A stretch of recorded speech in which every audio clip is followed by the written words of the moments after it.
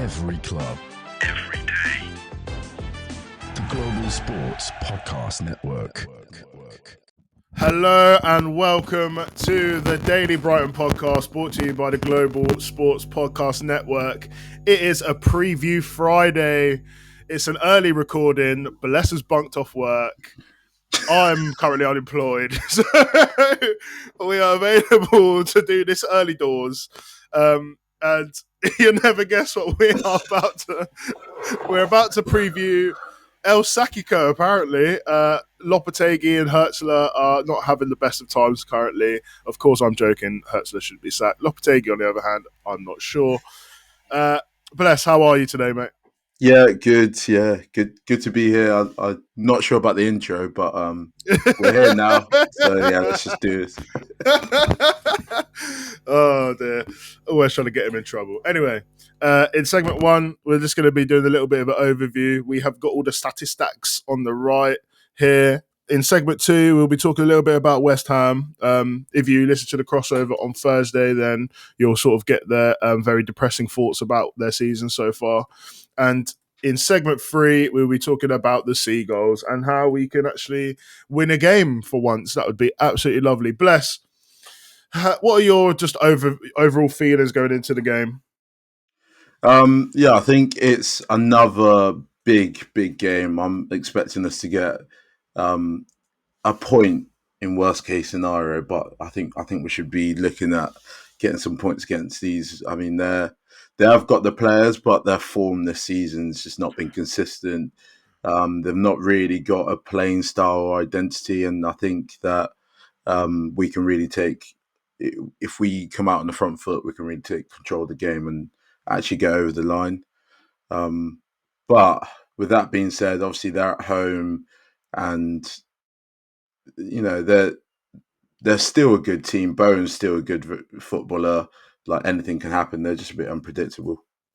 100%. It's funny you say about unpredictability, because the notes that I have written on the side here, which obviously the listeners and viewers can't see, they're from a website called footystats.org, which I actually have discovered that is mainly, it also has like a whole betting segment. If there is any bettors who are listening, it's actually 100% risk is what they've worked out to be to bet on West Ham, because you literally just never know what is going to happen. So it's like, it literally just says 100% risk. You literally never know. It could be a draw, a win, loss, or a draw, and basically don't bet on him unless you're a psycho.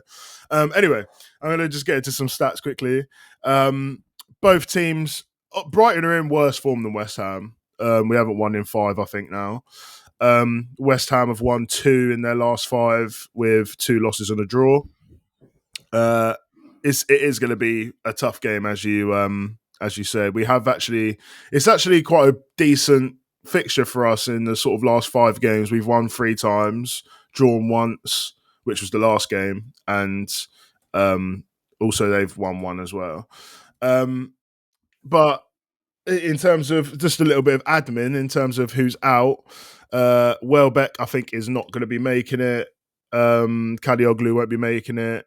Veltman should be back, I believe. I think he's passed the fitness test. Matt O'Reilly had a knock. I think he's fine. On their end, Carlos Soler suspended, Tadebo's injured, and of course Antonio's out for reasons that everyone knows. Again, speedy recovery for Mikal. But I just want to sort of get your thoughts here.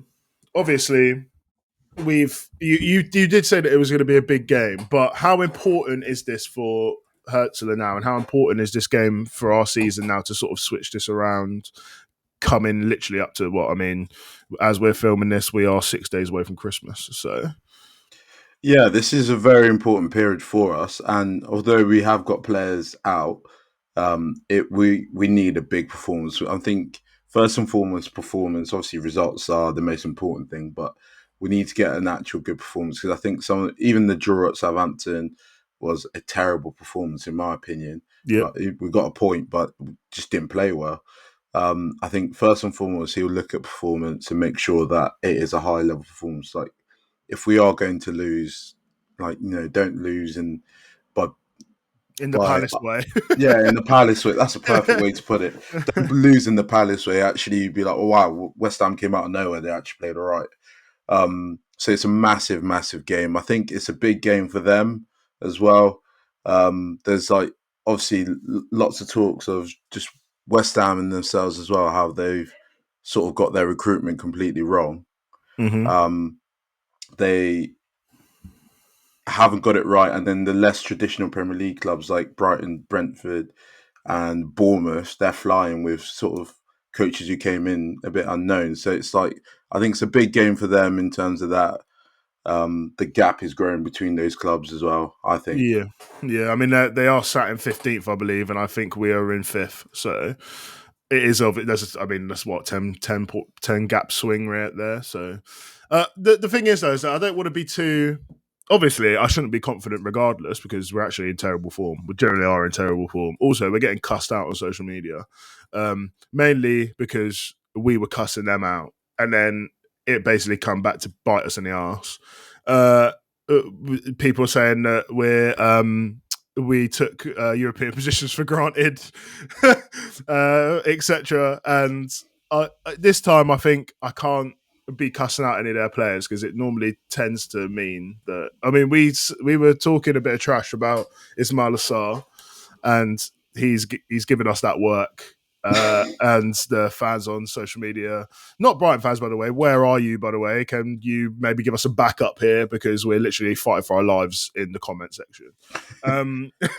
But like, I don't want to say anything too mad. I expect us to win this game, basically just off the fact that I feel like backs up against the wall. We're going to a good team, in my opinion, a good team who've just got it wrong. And we're going to their place. And it seems like we actually shouldn't win, which makes me believe that we'll win the game. To be fair, that is literally just based off what I've seen so far this season. I feel like when the level goes up, apart from Palace, when the level goes up, I think our level normally goes up. Whereas if the team we're playing, this is like in terms of like the level of the game and sort of like the pace of the game, if that goes down, I feel like our performance drops as well.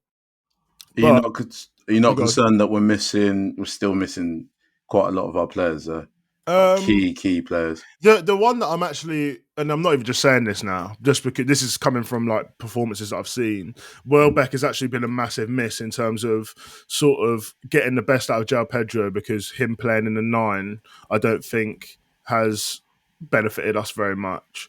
And you both of the Evan Ferguson is obviously sorry. Evan Ferguson is obviously an outright. Evan Ferguson is obviously an outright 9, but I mean, can he be trusted to play 90 minutes? And then João Pedro's not, and Rutter's not. So it's just going to lead to, I think, more sort of mixing and matching. And if you get the forward line right, then we can actually be a bit of a danger. And even if we sort of have to defend a lot, we know that we have that sort of like ability and firepower to score. But I feel like without Welbeck sort of gluing it all together, it's not really working. But I mean, it is a very small sample size. He's only missed like 2-3 games. So, but it is going to be a big miss having him out. But I still need to have a bit of faith because it has been so bleak recently. So, yeah, I'm still hoping that we can turn this around now, because it's getting a bit. These podcasts are getting a bit. We're getting cooked online, and I can't be having this at all. Man. It's tough. Yeah, it's tough, mate. We literally have about 100 Crystal Palace fans in the comments of one of our videos just gone. All I see is just Eagles. Yeah, just Eagles everywhere, man. They're not even saying anything. They just put Eagles. That's it. Anyway, we're going to go to a quick ad break, and when we come back, we are going to speak a little bit more about the Irons. So we will see you on the flip side. This podcast is brought to you by the Global Sports Podcast Network, the only network bringing you exclusive daily news and views on your Premier League team, the Premier League as a whole, women's football and fantasy football. A unique listening experience that puts fans first, bringing you the very latest breaking news from your team. Subscribe wherever you get your podcasts and make us your first listen every day. Global Sports Podcast Network. Every club, every day. And we are back for segment 2 of the Daily Brighton podcast preview of the West Ham game.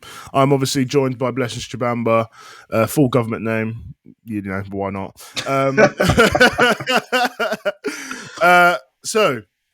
West Ham, I'm just going to throw something out there at you, to be fair. Just quickly, what are your sort of overall thoughts on them this season?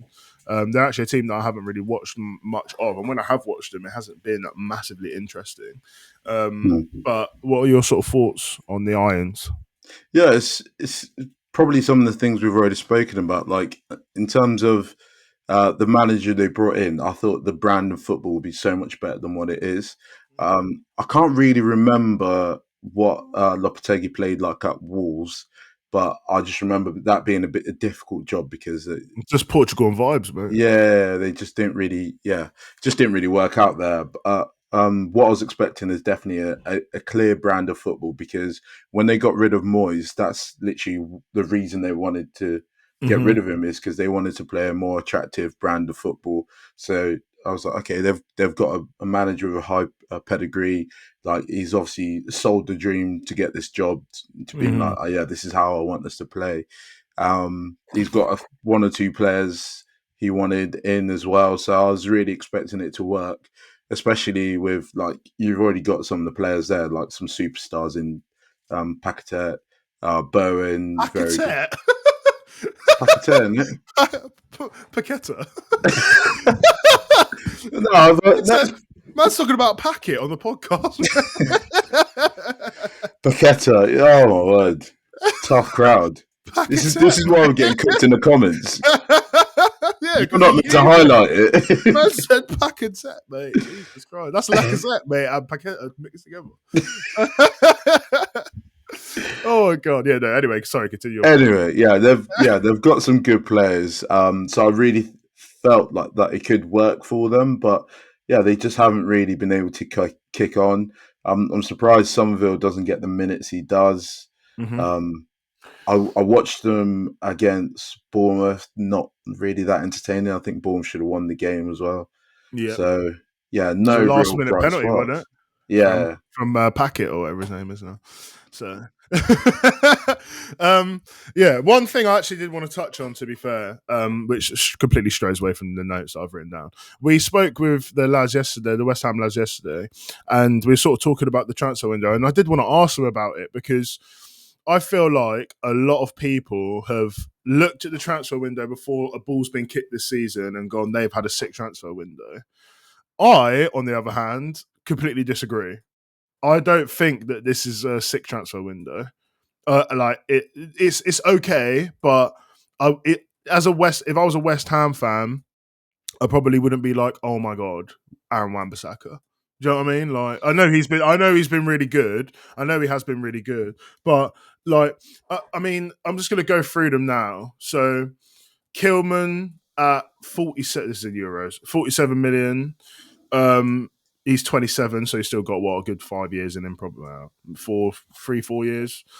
Somerville for around 30 mil. Falkirk for 27 mil. He's 31. Lewis Gilherme, who I don't think we've seen at all, for 23 million from Palmeiras. And Wan-Bissaka for 17 million. Guido Rodriguez, he's 30. That was a free transfer. Wes Froderingham literally doesn't count. Free transfer. Apparently, Mohamedou Kante, I don't know who that is, but he's there. And then Tadibo apparently is a loan. Carlos Soler is a loan. And then all of the other ones have basically gone out, like have come back on loan and probably left the club. But I don't know, I don't know about you, mate, but I just don't think that that's like a crazy transfer window. It's a lot of players, and there is like names in there who are really well known. But I feel like the fact that they're well known names, like, has sort of glazed over the fact that it's actually not really that great. If you touched on it in the crossover, you said, oh, well, if you want to play sort of like that build-up sort of style of play, then Wan-Bissaka isn't going to be the guy. Do you know what I mean? Like, and they were saying, "Oh, he's been great going forward." Yeah, he's been great going forward. Sort Got of like unleashed apparently. Yeah, he got a leash, mate. I don't know how that's a thing, mate. You didn't know you could unleash Wan-Bissaka. But like he's not. You said that he's not good on the ball. He's not good on the ball. He actually just isn't good on the ball. He might be good at running forward, but he's not good on the ball. He's not a good passer on the ball. He's not Trent. Do you know what I mean? Like he's not Kevin De Bruyne in playing him right back. Do you know what I mean? So, and like Fulkrug, where's he? Where is Fulkrug? Where's he been? Like Chris Somerville, you just said, like, I'm surprised he's not played as much. Where is he?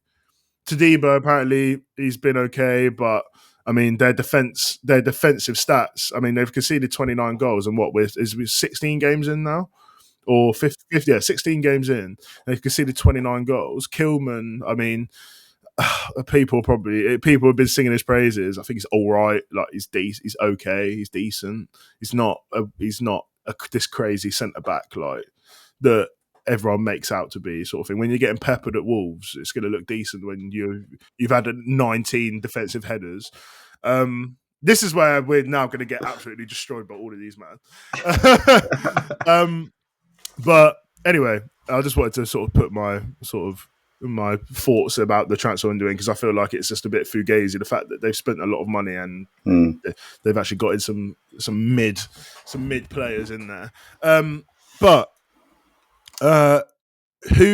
Obviously Antonio, we know about the sort of situation with him. We don't really want to touch on that very much, but obviously that does leave a space down in the middle of the park. Are we expecting to be seeing front three of like Bowen, Kudus and Somerville, or what are you expecting? Is Fulkrug, I don't even think he's injured. I think he's actually available. So are we going to be seeing him? How is he going to handle the old man Dunk? Yeah, I think Fulkrug's a good player, and I really like him, to be fair. But I just think he may not be suited for the Premier League. It's just, I don't know what it is. It just seems a little bit too fast for him. I can't put my finger on it, but I think you're right there. Yeah. Whereas in the Bundesliga, he looked like potent in the box. Anything in the box, he was he was there. He was on the end of everything. But like, yeah, now most of the crosses I'm seeing, he's there or thereabouts, but not quite there. So I think the front three that will cause our back four the most problems would probably be Somerville, Bowen through the middle, just causing issues, and running the channels. Yeah, running the channels, Kudus on the other side, because I think what Dunk lacks is what Dunk will struggle defending against is a player who's going to move into different spaces, a player who's going to twist and turn and make Dunk get off balance, and then we're in trouble. Yeah. Whereas if it's Fulcrum, how Dunk's like, he'll just hold him, follow him, and it'll be more of a personal battle. But at least you know where he is. He's not going to twist you up and finesse it. He's just looking for headers, and that's probably better suited for Dunk. So I'll be happy to see Fulcrum start if they did want to do that. Yeah, if you do want to do that, then obviously knock yourself out, mate. Honestly, but the thing is, it's that I'm thinking to myself, I'm like, in terms of Lewis Dunk at the moment, I feel like he could get twisted up by Fulcrum at this point. How peak that is. That is a peak, but like I think that it has been so bad. Like I'm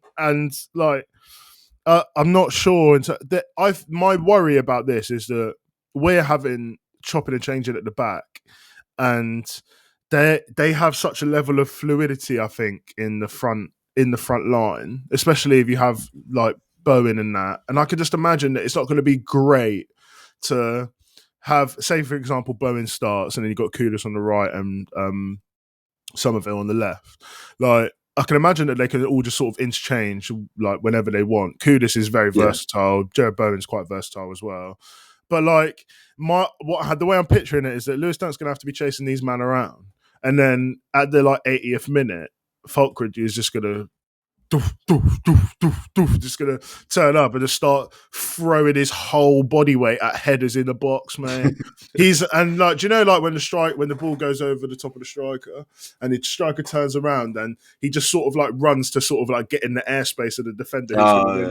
Fulkrug's not doing that, mate. Fulkrug is challenging for everything, mate. He doesn't even care where the header goes. get the second ball, mate. Yeah. He's literally just going to be throwing his body weight around. Lewis, he might actually kill Lewis Dunk. I'm scared for Lewis Dunk at the moment. Anyway, enough about that.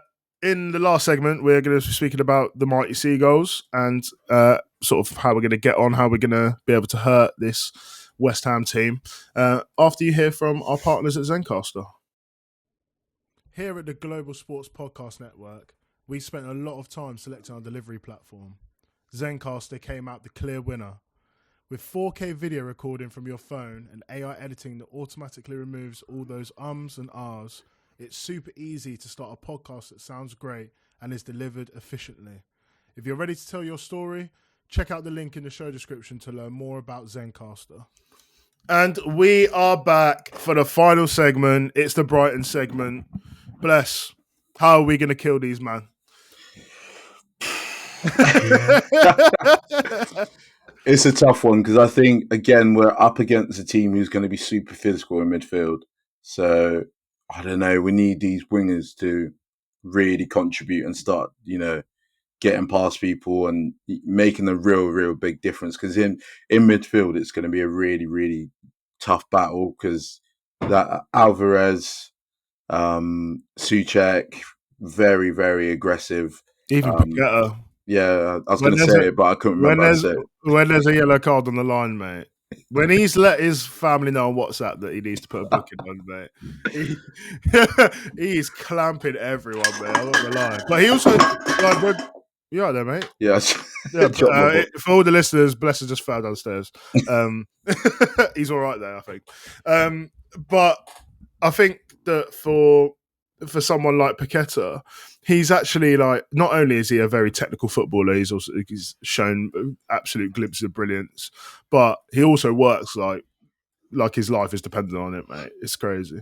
So you are right. I think all of those three in midfield, they could cook us. But so what are you looking to see from the wingers then? Because you mentioned the wingers. You want to see them cook?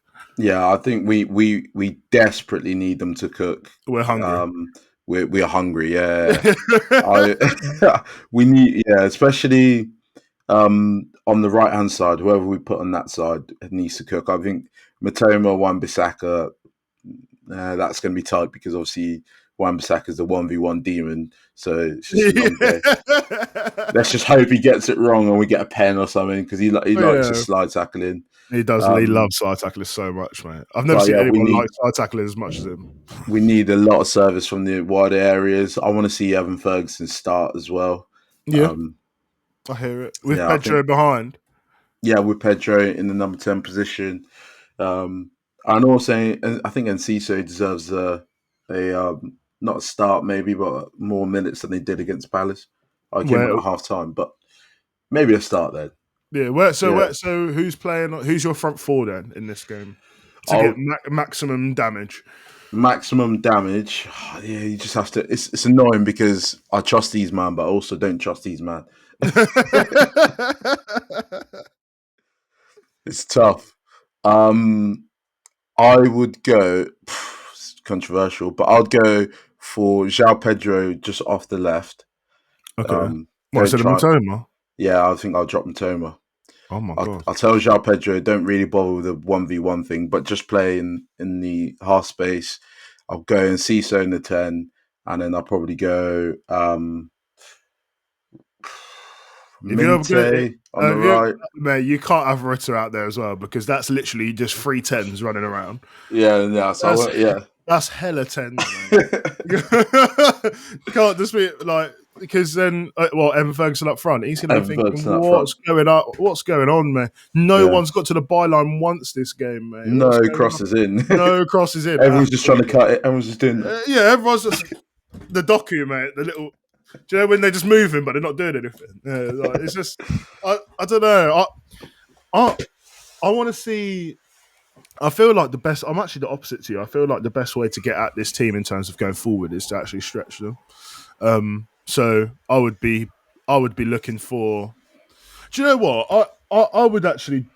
Matoma's been decent, but do you know what? I'd actually give him a rest and I'd try something different. I actually would like to see a Dinger on the left Minte on the right. Yeah, And that's fresh. then have Pedro in the, just because I want them to just hug I know Matoma obviously hugs the touchline as well, but like I just want it to be as wide as possible so Enciso can just sort of like get in, or João Pedro can just get into those sort of spaces and really link up with Ferguson.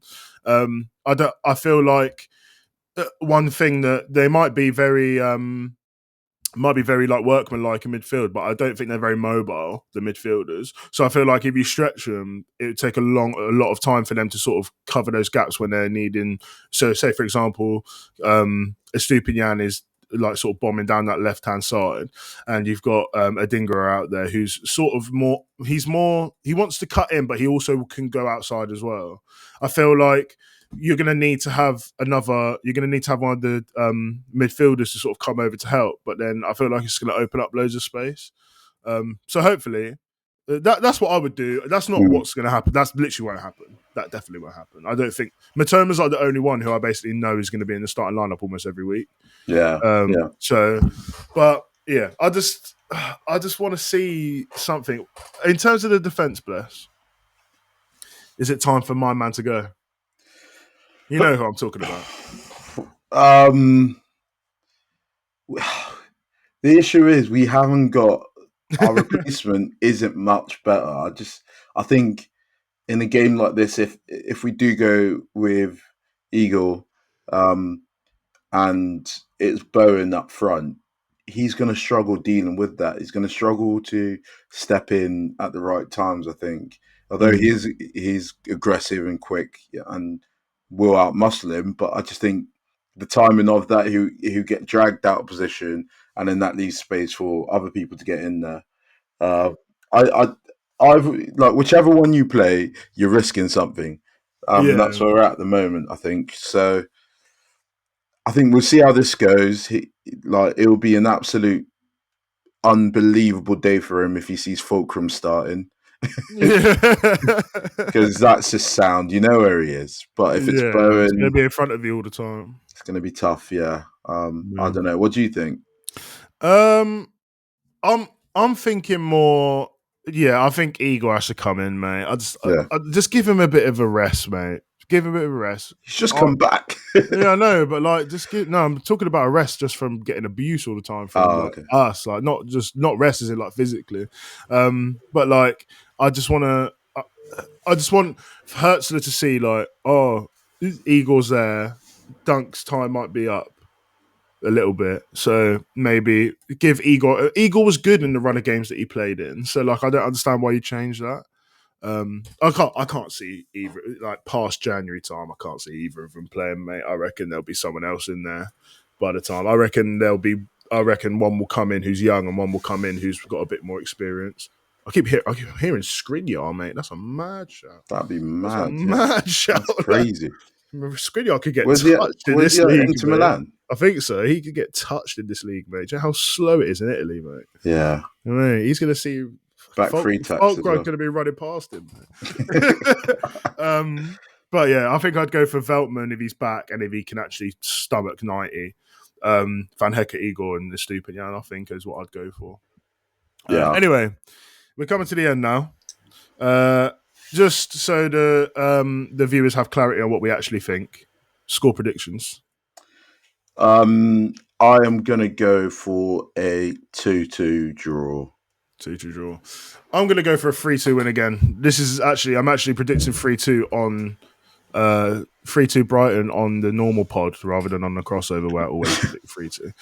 It will come in again at some point. But yeah, I'm going 3-2. There will be no Danny Welbeck knee slide, so I'm going to have to go for a. I'm actually going to go Van Hecke goal, Van Hecke knee slide. You've heard it here first, mate. I'm gonna go for a dunk goal. Yeah, a dunk goal. Yeah, right. Well, we'll see if pigs can fly as well at the same time, won't we? Anyway, so this is the last pod of the week, and then unfortunately, guys, for you are stuck with me for a week. Bless is in Zambia. So if we have any Zambian fans, go and hit him up, ask for autographs and all that stuff. Guerra is in Portugal. They're both going back to the motherland. My motherland is